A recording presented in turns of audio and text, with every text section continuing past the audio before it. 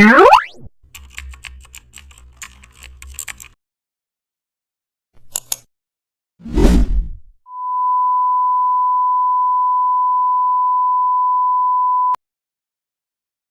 back to the channel. Don't forget to like, share and subscribe for more updates.